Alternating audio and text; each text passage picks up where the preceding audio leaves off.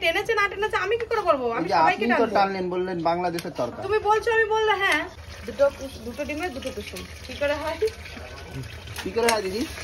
বাবার মায়েরে, একটা ডিমে ডবল কুসুম কি করে হয়? না, দুটো ডিমের দুটো কুসুম কি করে হয়?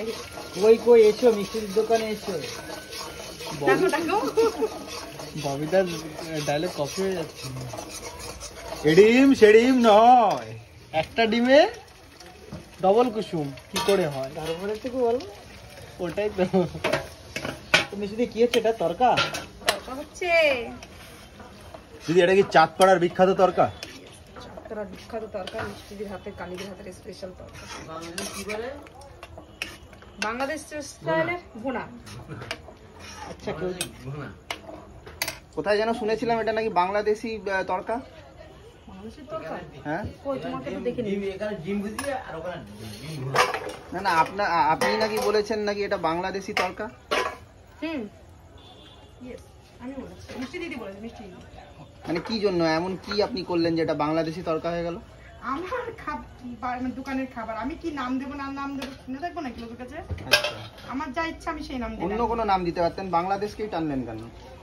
সবাই মানুষ, বাংলাদেশ ইন্ডিয়া আমরা সবাই একসাথে থাকবো, কেন আলাদা আলাদা? কে কাকে আলাদা করবে? আচ্ছা, তরকা তো পাঞ্জাবিদের খাবার, তো বাংলাদেশকে টানলেন কেন?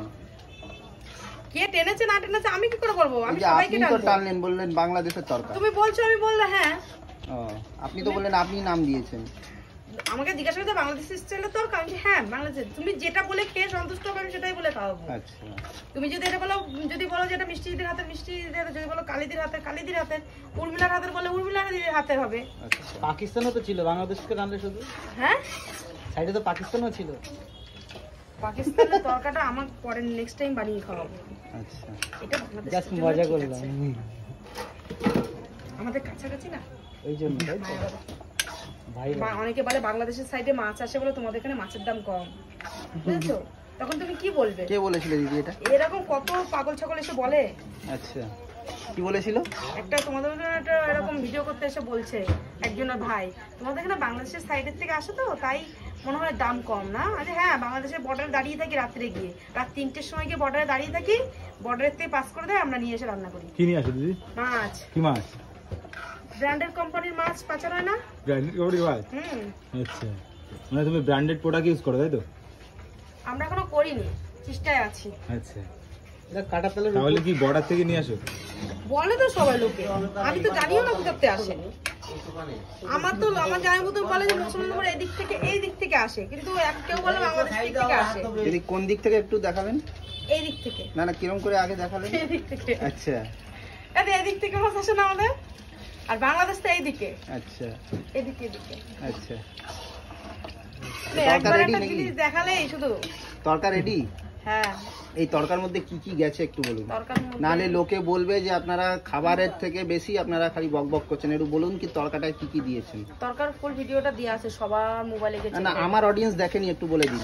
তরকার মধ্যে প্রথমে তরকা ডালটা সিদ্ধ করে নিয়েছি, তারপরে তেল ঢেলে তেলের পরে দিয়ে দিয়েছি কাঁচা পেঁয়াজ আর কাঁচা লঙ্কা কুচি, তারপরে একটু ভাজা ভাজা হয়ে গেলে তারপরে দিয়ে দিয়েছি একটু রসুন বাটাটা একটু লাল লাল হয়ে গেলে তারপরে ঢেলে দিয়েছি তরকাটা দিয়ে সামান্য একটু হলুদ দিলে ভালো হয়, না দিলে কোনো আপত্তি নেই, কিন্তু হ্যাঁ অনেকে কালার দেয়, আমরা কিন্তু কালার দিই না, কারণ আমরা যেহেতু চিকেনের ঝোলটা দিই, চিকেনের ঝোলে কিন্তু কালারটা চলে আসে, তো আমরা কালারটা ইউজ করি না। জানি না কেউ করে কিনা, আমি দেখিনি, কিন্তু যদিও অনেক সময় দরকার পড়ে হলুদ দিই সামান্য।